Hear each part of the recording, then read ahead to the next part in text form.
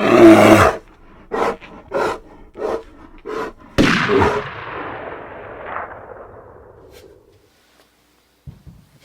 talk a lot about picking a bullet that'll penetrate to and through the vitals from any reasonable shot angle, folks, and some angles that are a bit unreasonable. But how do you know what a bullet can or can't do? It's all about the construction, folks, and that's our topic of the day. Understanding hunting bullet construction and how to predict penetrating capability and wound channel potential. Before diving in, let's go to an interesting listener's question that I recently received that kind of applies to this. This is from a chap that we'll call Steve, who's been a long-time listener and a very good friend to the podcast. His question was inspired by two episodes. The recent one comparing the 375 H&H cartridge with the 375 Ruger, and an older episode that extols the virtues of the 338 Remington Ultra Mag. So I'm going to grab my computer and consult some notes here.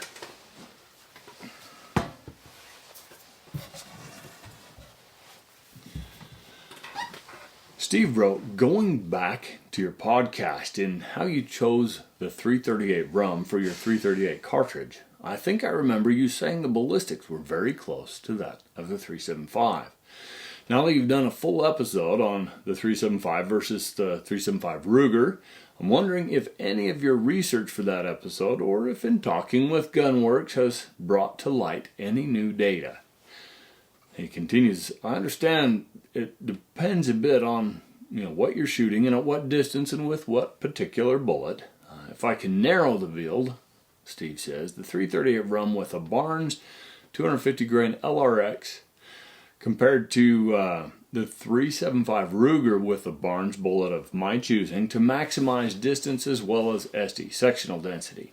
The parameters for an all-around choice for any dangerous game, with the exception of elephant and rhino. Pretty savvy exclusion there. Those two are proper pachyderms. Pachyderm is a term that, among other things, means thick-skinned. He wraps up saying as well, what would your choice of brand of solid be for the 375, and would you ever load your 338 with a solid in the same manner that you outlined for 375, with the first couple cartridges loaded to go into your chamber as softs, expanding bullets, and the second two as solid bullets?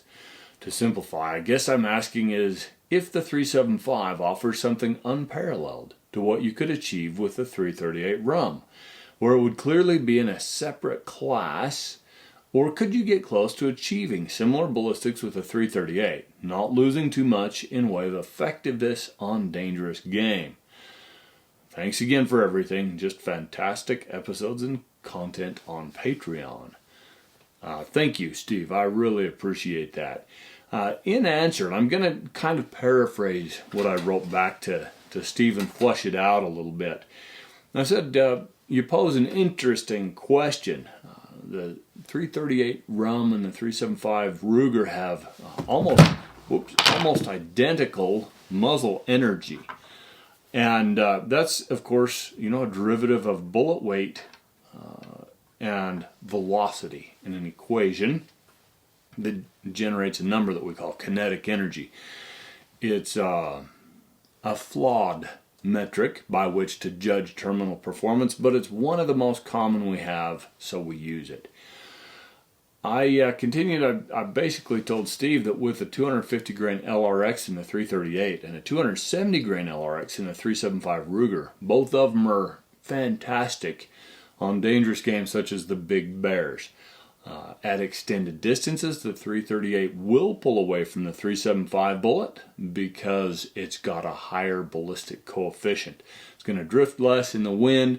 It's going to deliver more energy on target. It will retain more bullet expanding velocity out at extended distances. And this is a crucial one. I haven't been able to find a 375 load for any 375 standard cartridge that will reliably expend bullets past 450 yards. And that's using my own self-imposed minimum of 2,000 feet per second of impact velocity.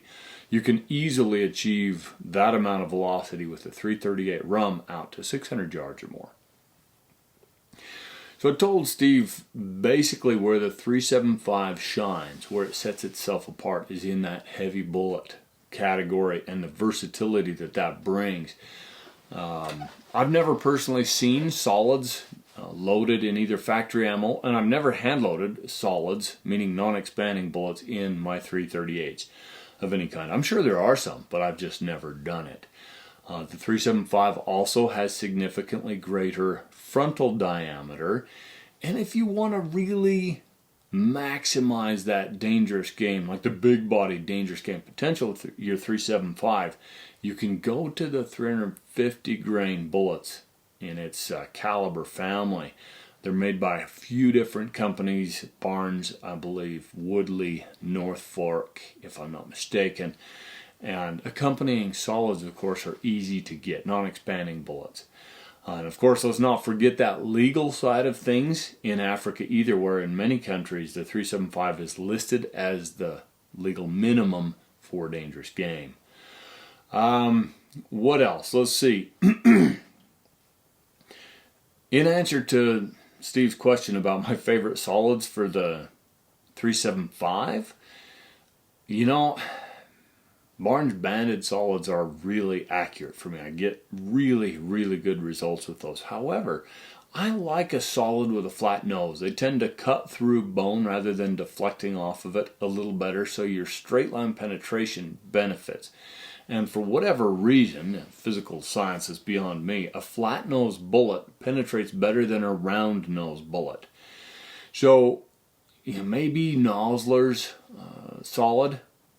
I know Phil Massaro really likes the Woodley hydrostatic solids, and he's got a lot of experience with dangerous game bullets, so that's worth paying attention to. So folks, my take and answer to Steve's question would be this. Put simply, inside 200 yards where proper dangerous game is usually shot, the 375 does have an edge for the biggest dangerous game. We're talking critters north of 1,000 pounds, right? So the Cape Buffalo, the really giant coastal brown bears and so forth. However, for an all-purpose Alaskan rifle where long shots on moose may offer, the 338 rum will absolutely give you a couple of 100 yards more capability. So I guess what I'm kind of trying to say here is that I do think they're fairly different cartridges with distinctive characteristics.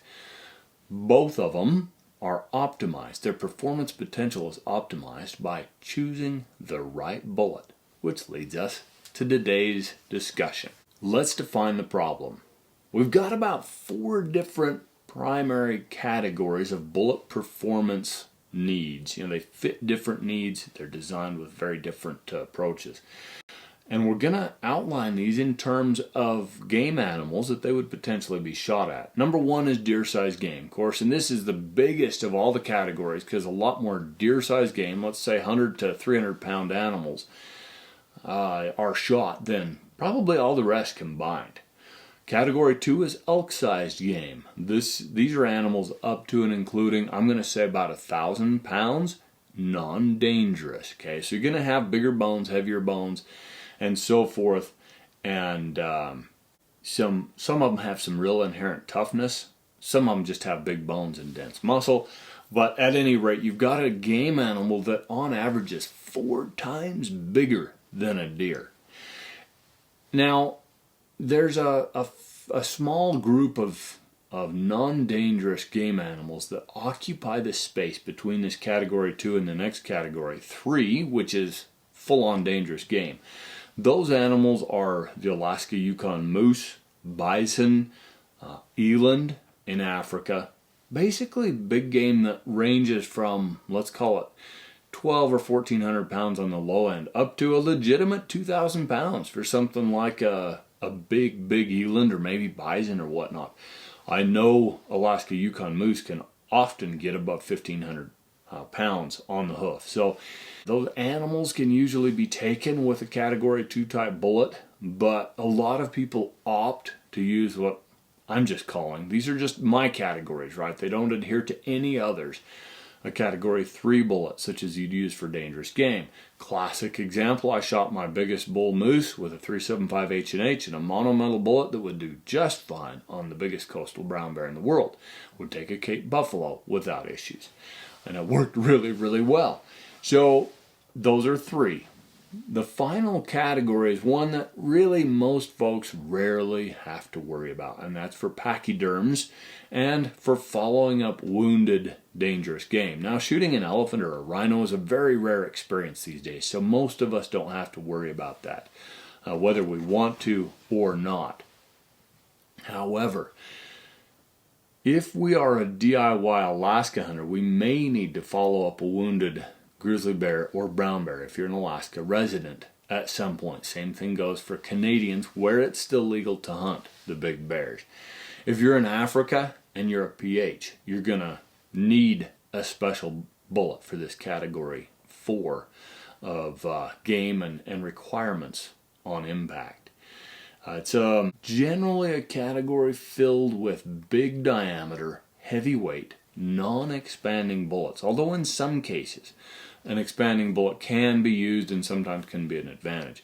We'll touch on this lightly toward the end of our discussion of bullets because, simply put, folks, there's just not very many of us that have to be worried about this. A lot of us like considering it. We love the theory and the conceptualizing, building the perfect stopping cartridge in the right chambering with the right bullet, the right configuration of a rifle to give us all we're going to need. In fact, folks, let's just touch on a classic example of this because we're here, and we'll leave it off the end of our primary discussion. Let's say you like to hunt alder thicket country, big brushy country in coastal Alaska. You're in an area where you can shoot a brown bear every year. Your shots are never past 100 yards, and you like lever actions. Let's say you pick something like a 45-70, just a classic all-around good choice, and you're carrying a stainless Marlin of whatever era, right? Probably an 18-inch barrel, carries 6 rounds in the tubular magazine. Very good choice as long as you load it with the right bullets. For heaven's sake, don't put a soft cup and core type 300 or 400 grain light jacketed 45-70 load in there. You need a very tough controlled expansion bullet. My primary 2 choices would be for your first couple of shots, right, where you're probably trying to shoot broadside on a big bear. A 300 grain Barnes triple shock. Giant hollow nose, opens up big. They penetrate generally 32 to 36 inches in calibrated ballistic gelatin. And it's a very good bullet. Another terrific one that's proven itself on a lot of big bears in Alaska is the 350 grain Swift A-frame that's designed specifically for heavy, high-octane 45-70 and 450 Marlin type loads. By the way, that cartridge, the 45-90, all of these come into the same family of performance, right?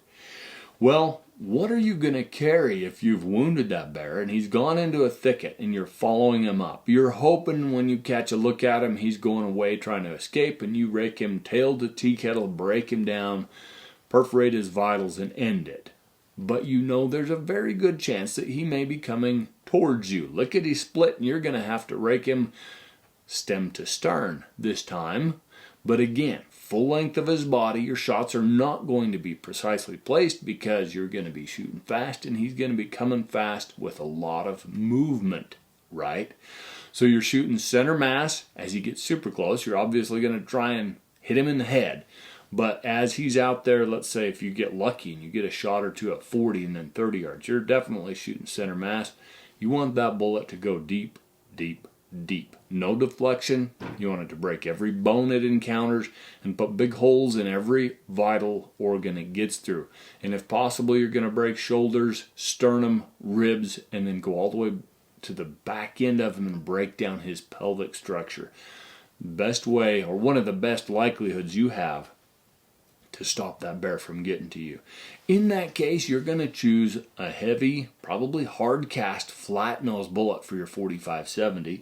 Something of a minimum, I would say, of about 430 grains, but ranging up to about 540, depending on the level of recoil you can tolerate, and what your rifle shoots well. My favorites are in that 500 to 540 grain weight range. They will go end to end through a 12 or 1400 pound coastal brown bear, and probably come close to doing the same on a Cape buffalo. So that's when you may choose a non-expanding solid type of bullet. And that's kind of a specialized example, but one that could apply to many of us here, even if we're just fishermen that like to spend a lot of time in the same salmon streams that those big bears like. And we'll leave that fascinating but usually non-applicable topic, bullet family, category 4, for now. Let's talk a little bit about how physics can help us choose a bullet. Let's explain first sectional density. Sectional density is a measurement, an equation that combines bullet weight and bullet diameter and gives you a number. It's usually a point something that's low on the scale. You're not going to be reaching a unit of 1, right? 1 point anything on the sectional density. You're going to be usually between a 0.2 something and a 0.3-ish. 0.3 means you've got a pretty long, heavy for caliber bullet in whatever given diameter you're talking about. And that is the benchmark by which African dangerous game hunters have measured bullets, particularly solids, but all bullets, for decades and decades. They all want a bullet that has a sectional density north of 0.300. Let's give you some examples. The 300 grain 375 bullet has a BC of 0.305, if I'm not mistaken, and they range from there on up. Usually 0.320 is pretty high. A 458 caliber 500 grain bullet, such as you'd use in a 458 Win Mag, 458 Lot, 450 Nitro Express, anything like that, will have a sectional density of 0.341. That is outstanding. It's about as high as it gets in your average shoulder-fired dangerous game cartridges. How does this apply then to expanding bullets that we use for deer and elk and black bears and so forth? Well, folks, here's the funny thing. It generally doesn't. And here's why. Construction is much more important to penetrating capability than sectional density is. I can take something like a Barnes bullet that maintains all of its weight and expands to, all things considered, a reasonably small mushroom, and pit it against a bullet that sheds most of its weight on impact, expands to the size of a silver dollar, and as a result creates a lot of resistance. Well, that Barnes bullet is going to penetrate 4 or 5 times as deep as the one that shed so much of its weight and expanded so big, even if they have exactly the same sectional density. So if you use sectional density in a discussion about expanding bullet penetrating potential, folks, always compare apples to apples. You can say, well, the sectional density of a nozzler partition in 300 Win Mag, 180 grain bullet, is such and such compared to that of a 130 grain bullet in your 270, also a partition, right? If you're comparing a ballistic tip to a nozzler partition, you've thrown all usefulness of sectional density out the window. So just remember that if you're hunting dangerous game, you want deep penetration, look for something with a sectional density of north of 300, 0.300, for whatever bullet type you're using, but then only compare apples to apples. If you're shooting deer bullets, folks, it just doesn't matter. Choose construction over sectional density. There is a caveat to this, though. Let's say you're shooting a 6mm Creedmoor, you're super recoil sensitive, or maybe you've had a catastrophic shoulder injury and you just can't physiologically handle recoil. So you put a suppressor on a nice 6mm Creedmoor and you go out to try and shoot a big bull elk. Well, you could shoot the lightest monometal bullet you can find and crank your kinetic energy up there on paper, right? However, that thing's going to have a really, really low sectional density, probably below 0.2. You're better off in that same monometal bullet family to go to the heaviest version, which is probably going to be something like a 95 grain Barnes tip triple shock or LRX, some such thing. It'll have a much higher sectional density. You are comparing apples to apples because they're both expanding bullet types of this same construction. You're going to get far deeper penetration. That monometal bullet will break bones and drive deep and compromise the vitals. You may not knock that bull wobbly in his tracks, but it'll kill him. It'll kill him like an arrow does, right? You get in there, you destroy those vitals, even if you do so with minimum impact. No visible on-impact authority. Well, without vitals functioning, he's still going to die. You may just have to track him a little more. Okay, next let's talk about how bullets mushroom. And this is both very simple and very misunderstood in certain realms of hunters. The simplest way to look at it is you've got a projectile with a nose that's been intentionally left vulnerable, traveling downrange at 3,000 feet per second or whatever your velocity is. Whether it has a little bit of exposed lead at the tip, that's the traditional way, or a polymer tip that acts like a wedge and almost takes on hydraulic properties to drive back into that jacket, expand the nose, and initiate bullet expansion. That's probably the most effective type there is anywhere. Maybe you have a hollow point. Maybe you have something totally different, like the way a burger bullet mushrooms, which is something if we have time, we'll talk about later. At any rate, this projectile is zinging downrange very, very fast. When it hits an animal, it's like it gets slapped in the face. The more energy that slaps it in the face, the more that face is going to distort. Okay, so how do you slap it in the face with a lot of energy? You hit it with a lot of velocity. So there's a myth going around among some relatively small groups of people, but very uninformed, misinformed hunters. There's a lot of them in Utah, where I came from, that believe a bullet can go too fast to expand, and it'll zip right through because it doesn't have time to mushroom. Hogwash, my friends, with all due respect, sorry, not disrespect, that is absolute and pure malarkey. Think of a varmint bullet going 4,200 feet per second out of a 220 Swift. It's going to hit a 2.5 inch prairie dog, 2.5 inches in diameter, and that bullet absolutely vaporizes both it and the prairie dog, right? If anything was going too fast to expand, it would be varmint bullets, and they are the most catastrophically expanding bullets in design that we have.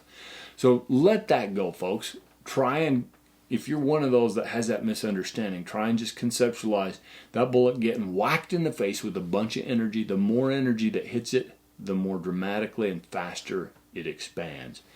So more or less, that's the simple version. As a bullet penetrates through hide and a bit of muscle, possibly a rib bone, some more muscle, then maybe a very heavy shoulder bone. Let's say you're going at an angle, it's going to hit the shoulder before the rib.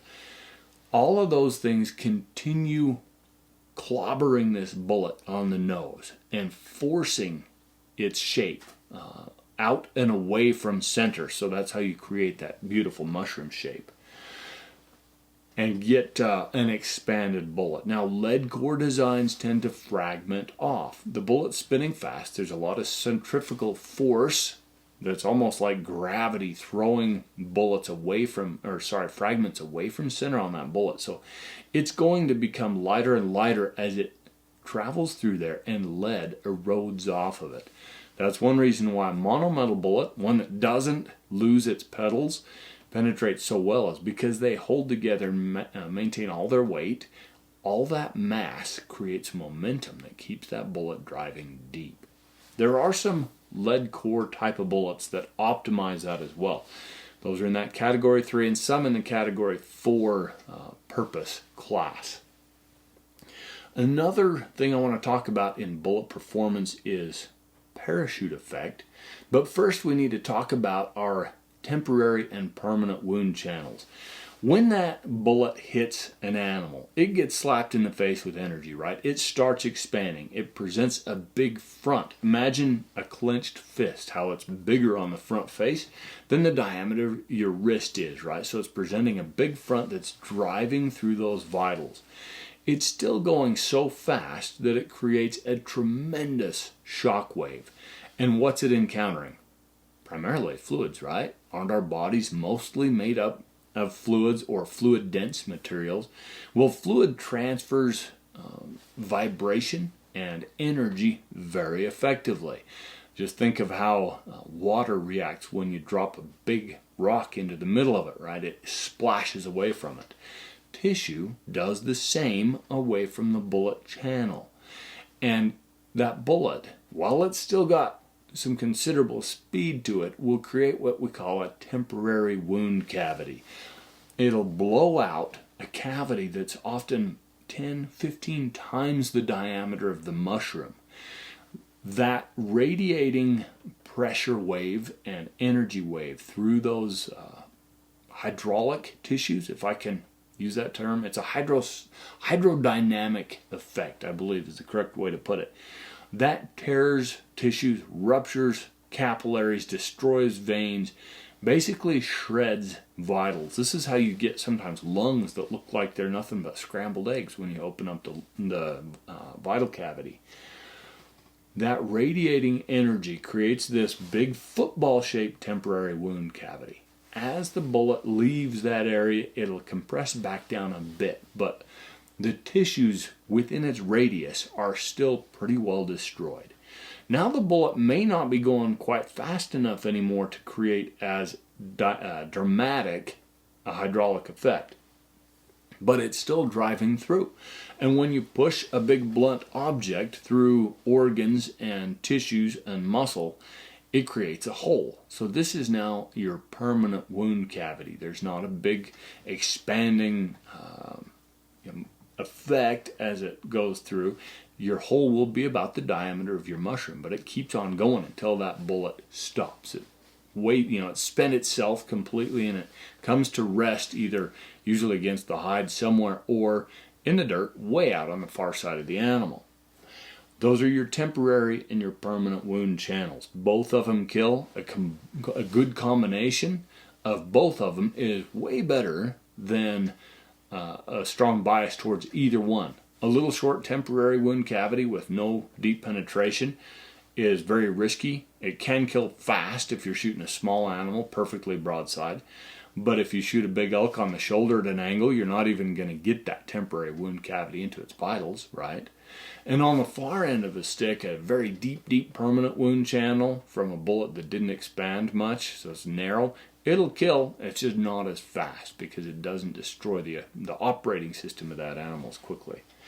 So how about that parachute effect? What is that? Well, in short, think of a bullet that's suddenly 2 to 2.5 times its original diameter. It's now encountering a lot more resistance as it pushes through those vitals.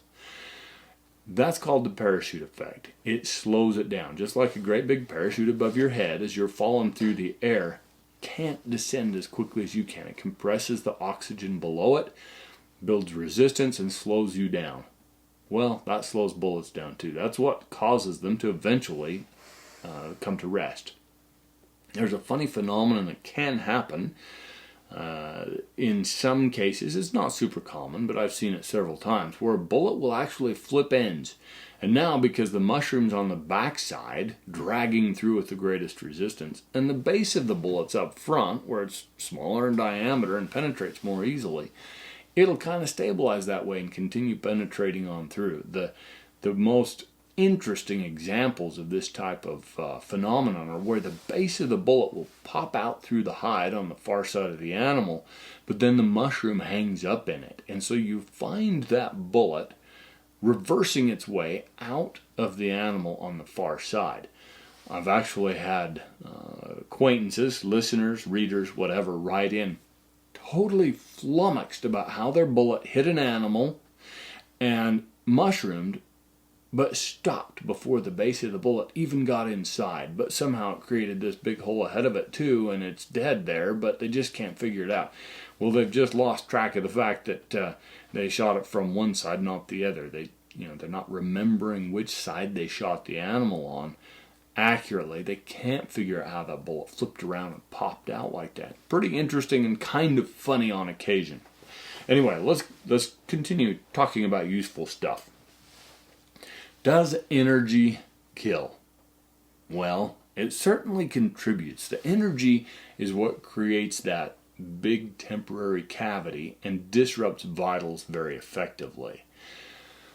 However, if energy, just pure energy, killed, like my old friend and mentor Ron Spomer often says, you could shoot something in the guts and it would kill it just as effectively as anywhere else. Energy is not what kills. Destroying vitals is what kills. So you've got to have a bullet that destroys the vitals.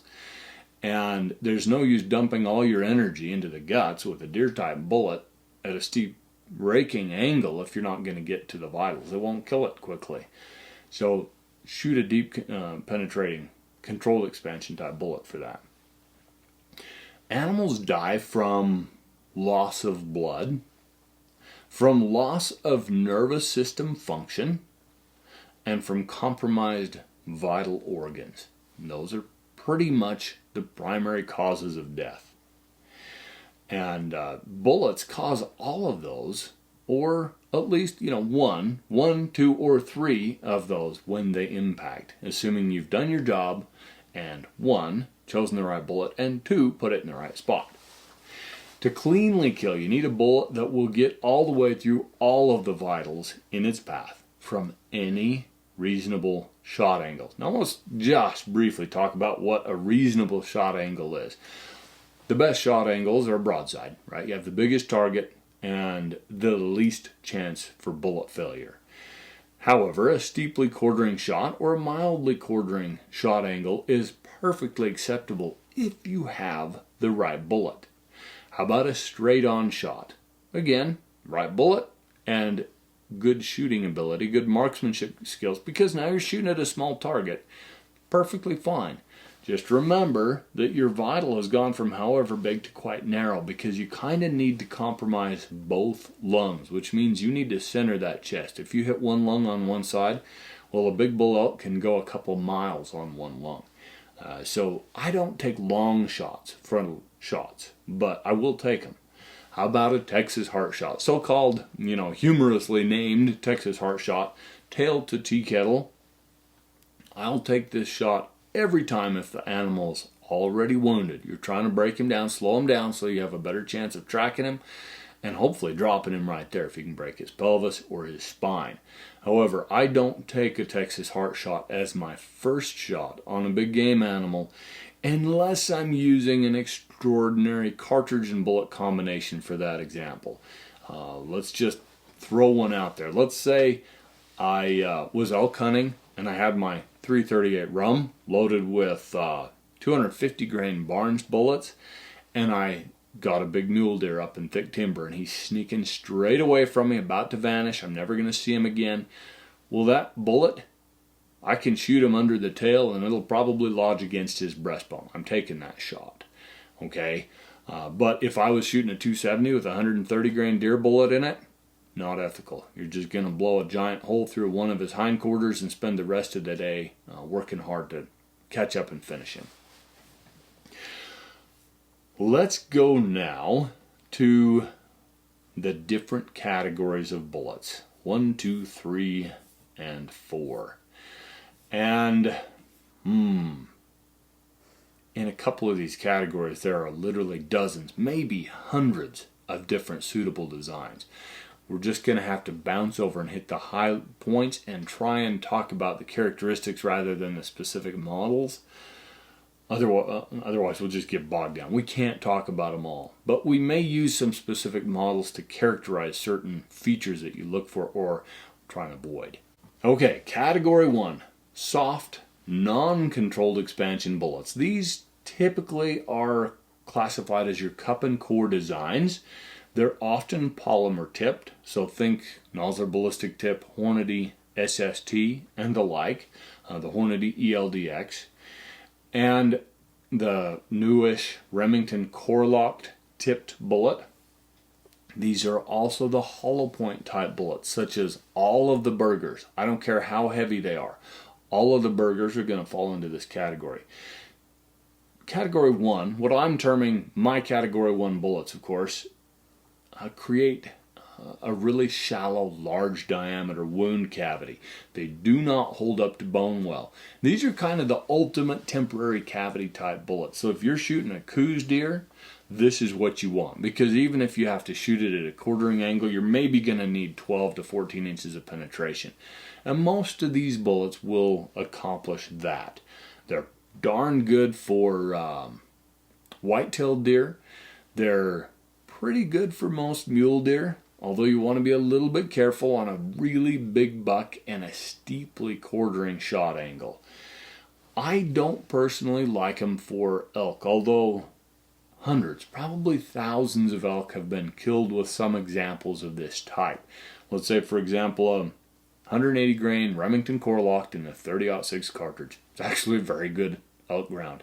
It's not going real fast, so it doesn't tend to mushroom catastrophically and lose most of its weight on impact. It's going to create a nice mushroom and push through pretty well, especially for the guys that are willing to wait for a broadside or close to broadside shot.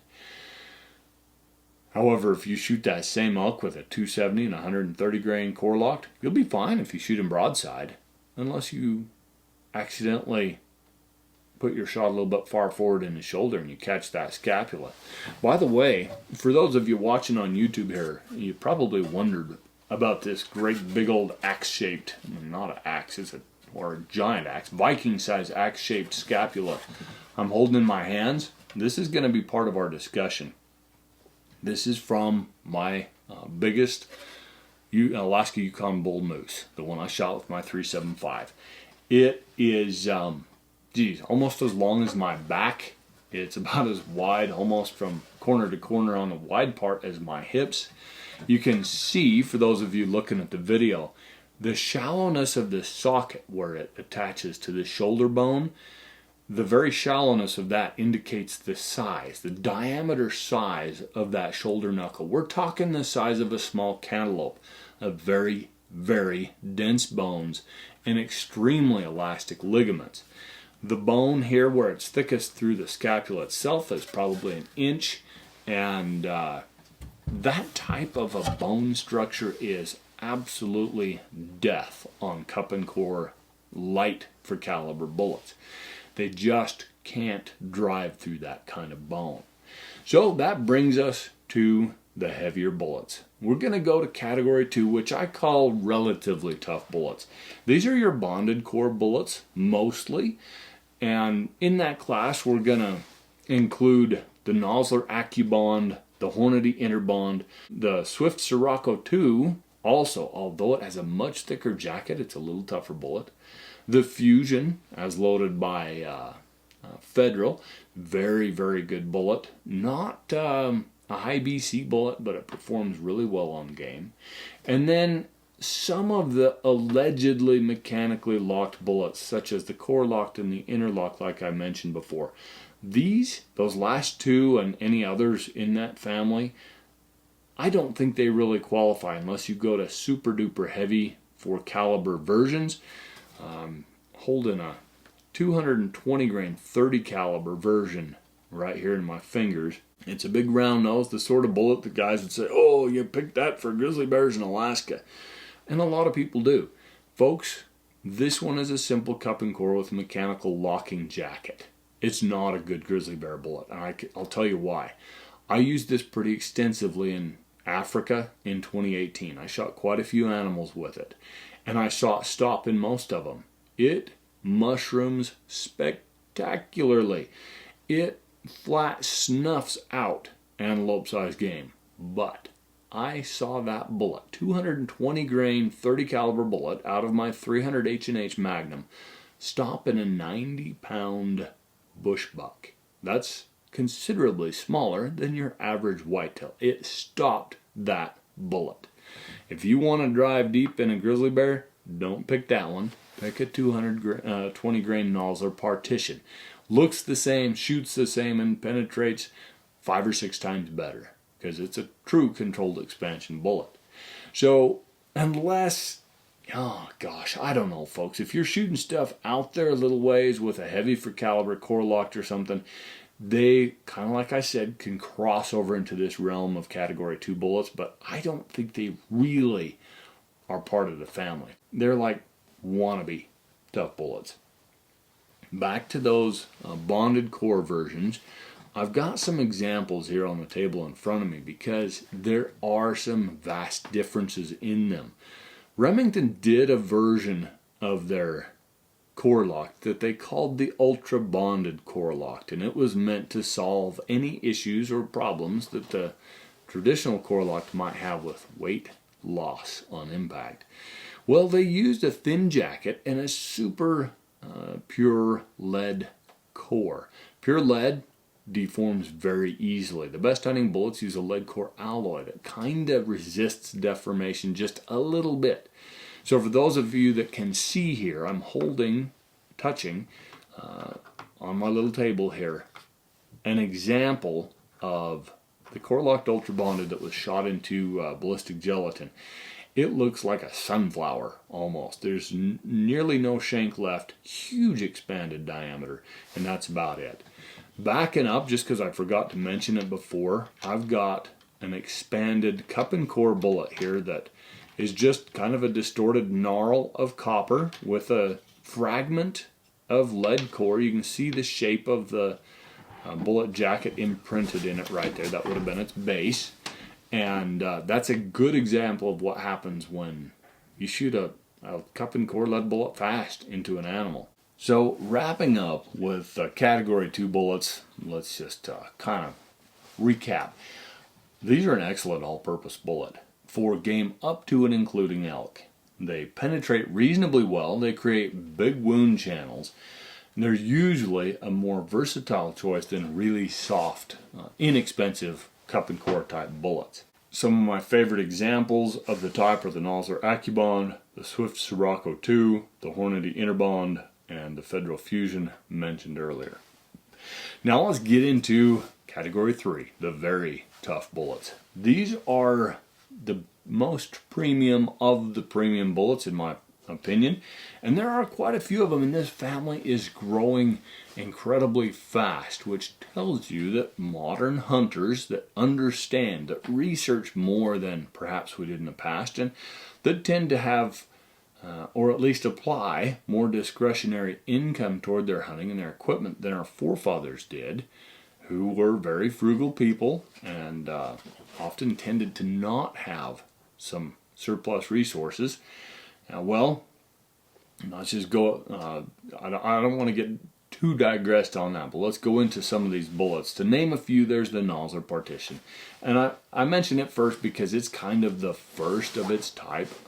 John Nosler had a run and gun encounter with a big Alaska Yukon bull moose that declined to die with his, I think it was a 300 H&H.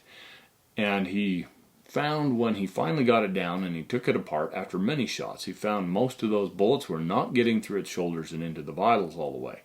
So he resolved to design a bullet that would prevent that from happening, that would penetrate well. And the partition was the result. If you look closely, you can see, well, some examples. This is a partition type bullet. This specific one is a Swift, but partition type bullets have an H-type jacket. They've got a copper wall between a lead front core and a lead rear core. The lead front core expands dramatically, does a really good job of creating a dramatic wound channel, temporary wound channel. And then that thick copper jacket up front wraps back around the base, creates a mushroom that can't be destroyed at that copper wall and drives really deep. We've got a very good permanent wound channel as well. Other great ones. So we've talked about the two partition types. The Nosler partition, the Swift A-frame has a thicker jacket and the cores are bonded in place. So it's a step up. It's significantly more expensive, but it's a step up in performance from the standard. The trophy bonded bear claw was designed by a man named Jack Carter, if memory serves, who similarly had a big mix-up with a Cape buffalo that didn't want to die on being shot a bunch of times with his .458 Winchester Magnum, and he designed a bullet with a rear half that's all copper and a front lead core that's bonded into it. And that bullet has spawned several other bullets. Federal purchased the patent rights eventually and started building those, and then expanded that into a traditional type hunting bullet for deer-sized game and so forth, with a good composite tip that's called the trophy bonded tip bullet. And then that eventually evolved into one that's one of my all-time favorites. That's the terminal ascent bullet that I've talked about quite a lot here on the podcast. And I've got some examples of the type here in front of me. If you can see, I'm pointing to a terminal ascent bullet right now. Beautiful mushroom, good long shank. These are a good accurate bullet that absolutely don't fail to expand or to hold together. It's a beautiful thing. This one next to it, that's an AccuBond, traditional Nosler AccuBond. Over here, I've got a Swift A-frame and a Nosler partition side by side, same weight. Those are 180 grain versions shot into ballistic gelatin. Just good examples of the mushrooms and the type of look that ideally results from these.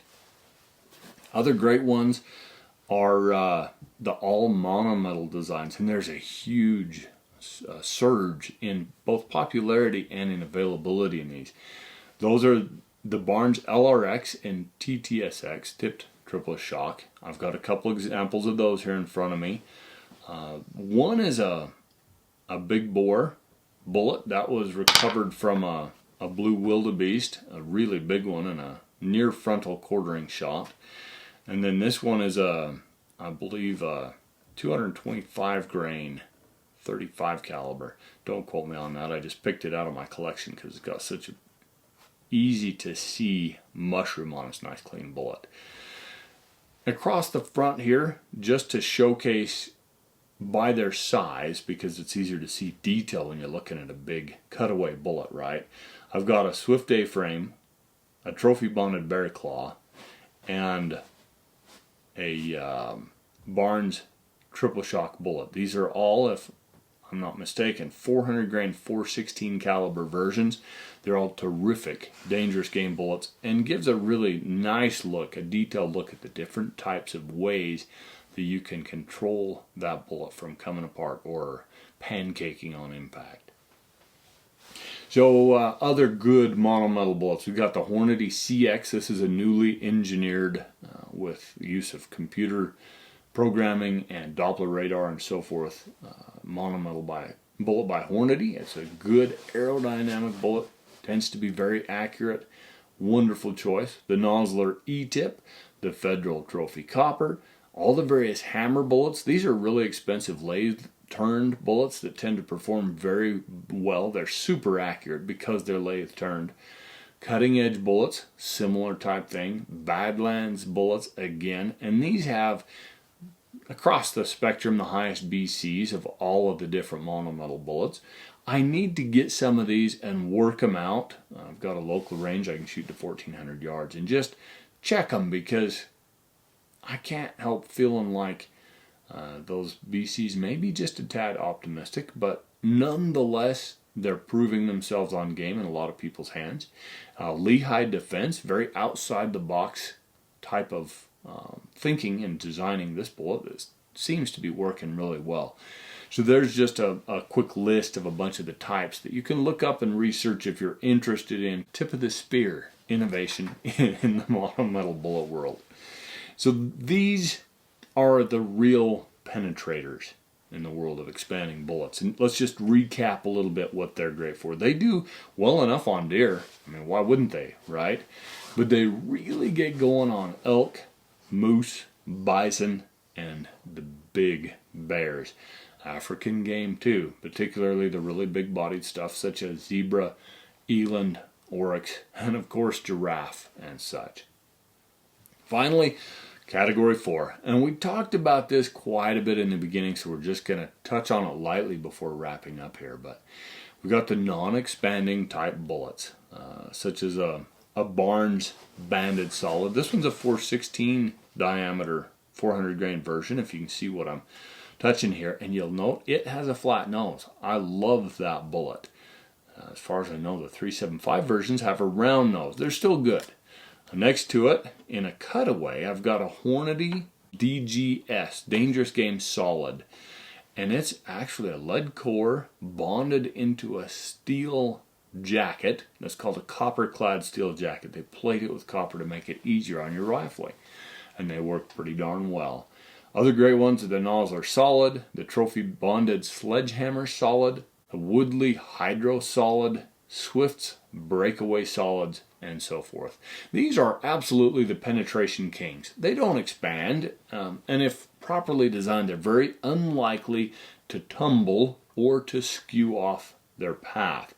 They'll drive straight and deep, even after contact with heavy bone, and they will pretty well go nose to tail on even a Cape Buffalo or a 1,500-pound coastal brown bear.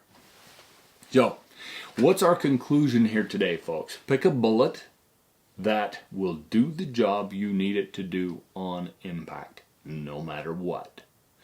Don't gamble. Don't save a few bucks and buy a cheaper bullet that will limit your clean killing shot angle opportunities. The characteristics that can help you choose, well, there's two of them. There's sectional density, when applied correctly, apples to apples, right, in bullet construction types. And there's construction. Construction is the big one for me, folks, and it absolutely is the key player in the world of deer, antelope, elk, and your average sized bears. And folks, it really is about as simple as that. Now here's a final thought for you. If you're hunting big-bodied game that's hard to kill cleanly, or say hunting one of those elusive monster whitetails in Canada, don't go to Walmart and buy the cheapest ammo you can find. I've touched on this before. I'm going to keep saying it, my friends. When you're investing time and effort and money into a hunt, spend the extra dollars to ensure that you're sending a bullet that will optimize your chances of killing with authority. And never forget, the animals that we hunt deserve that too. I'm Joseph von Benedict, and I'll see you in the back.